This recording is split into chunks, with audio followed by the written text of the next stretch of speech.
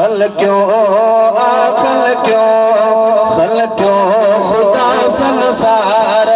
ही सरकार वास्ते लौलाक जेल पाल अखड़न ठार वास्ते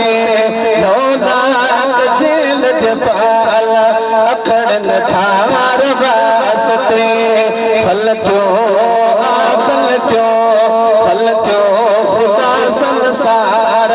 ही सरकार वास्ते लौलाक जेल पाल अखड़न ठार वास्ते लौलाक जेल पाल अखड़न ठार वास्ते कुदसी हदीस शरीफ में फरमाया परवर मुझा मिठा दिल पर जग में मुकुम को पंजे इजहार वास्ते लौलाक जेल पाल अखड़न ठार वास्ते खल क्यों खुदा संसार ही सरकार वास्ते लौलाक जेल पाल अखड़न ठार वास्ते लौलाक जेल पाल अखड़न ठार वास्ते। एक मर्तबा हथ करी जो सुभान अल्लाह। सिकंदा वया सारा नबी उम्मती थियन जेले मुझे सजन जेले सिकंदा वया सारा नबी उम्मती थियन जेले मुझे सजन जेले आदम ईसा खावती दीदार वास्ते लौलाक जेल पाल अखड़न ठार वास्ते खल क्यों खुदा संसार ही सरकार वास्ते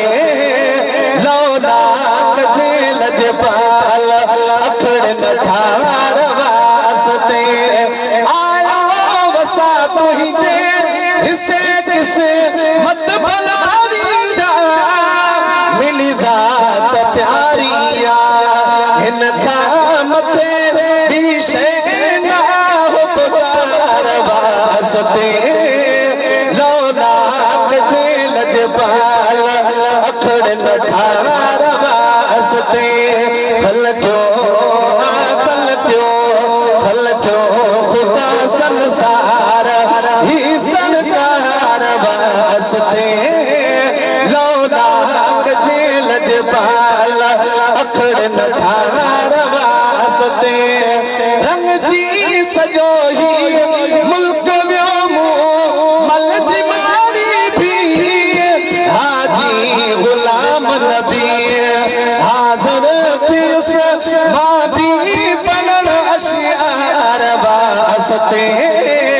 लौलाक जेल पाल अखड़न ठार वास्ते से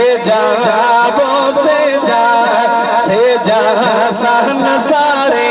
मथों भुलड़े छटा बनती ते को मुबारक है